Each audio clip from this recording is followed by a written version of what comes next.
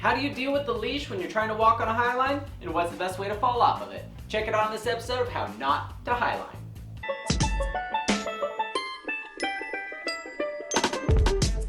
Hi, I'm Ryan Jinks and welcome to my garage. Today we're going to go over how to enjoy walking on a highline while dealing with the leash and the best way to whip off of it. Before we get started, let's make sure we're real clear on something. Don't use a carabiner or a leash. Use rings. Which brings us to our feature of learn from other people's mistakes. This guy shamelessly uses in his video a single carabiner. This is not how you highline. How do I know that, you ask? Because I did it once, and when I whipped, my carabiner almost came off. The only thing holding me was the notch. So make sure you use rings instead of carabiners when you highline. So where's the leash when you're walking on a highline? Well, you have two options. Your first option is to walk with it between your legs. Your other option is to walk with it on the outside of one of your legs. Which way is better, you ask? Well, that depends who you ask and how you intend to fall. Let's first talk about walking with it in between your legs, since we all love talking about what's in between our legs. In between is my preferred method because I can take wide steps or just step straight forward and the leash is behind me and never really hoses me. And I also don't have to worry about what side I need to fall on. Which brings us to highlining's best kept secret. When you fall, make sure you go head first. If you fall head first, your legs can't get wrapped around the leash, which is the opposite of what you learned slacklining in the park. Or at least I hope you didn't make a habit of falling head first in the park. But in highlining, if you fall head first, the leash can't get wrapped around your leg and you roll back out of it, making the whip fairly soft. Tuck and roll is also a great method if you get the rare opportunity to highline over a net. Because if you try to land feet first into a net, you're going to either eat your knee or slide down and get a net burn. And if you fall feet first on a highline, like Kim does here, it could grab your crotch and launch you straight down, killing your stoke, or just give you a flipper whipper. And something else you really have to be careful about is grabbing your leash right before you fall. I do it almost every time I fall because it helps orientate me and gives me some sense of security. But my friend Justin and I have had 2 injuries from doing that. He had his finger get stuck in the knot and broke his finger, and here I was falling backwards after being in an exposure turn, and I grabbed my leash and my feet had momentum backwards and went over my head. My arm got stuck on my crotch and my wrist got bent backwards and sprained it for several months. Just be mindful before you get in the habit of grabbing your leash before you fall each time. And if the leash is in between my legs, I like to tie it in as short as possible.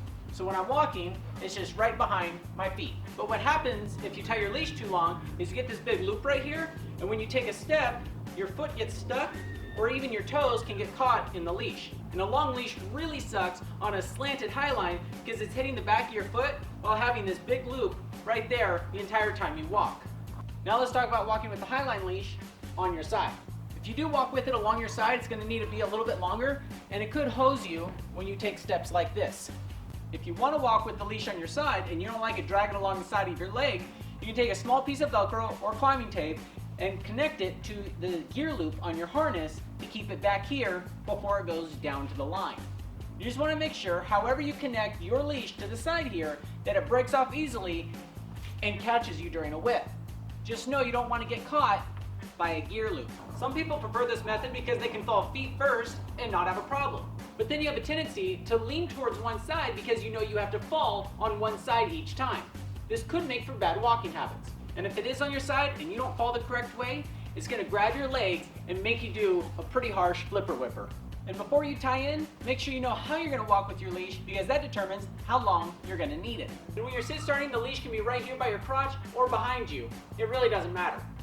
As long as I'm putting my front foot in front of the leash rings when I start, it really won't affect it. The leash rings can also be really far behind me, because that also won't affect my first step. And when I sit start, I like to put this loop on the opposite side of where my back toes are pointing, because when I stand up, I don't have anything blocking me from my first step, which is usually the hardest step. If it was right here, it would be right in my way when I'm trying to walk.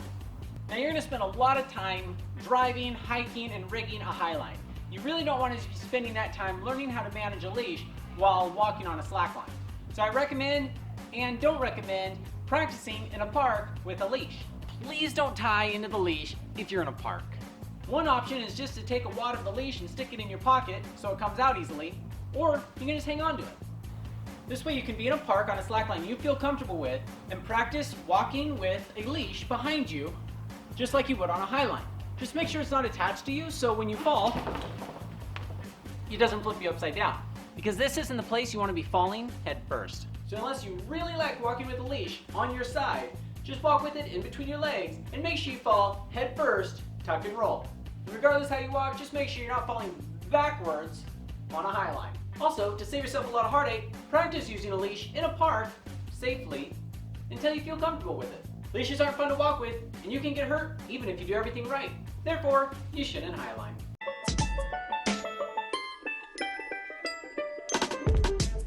Hey, don't be a dummy and go rig dangerous sports after watching a guy in his garage show you how to do it, but make sure you go with an expert the first few times you go highlining. But in the meantime, check out these other videos and don't forget to subscribe.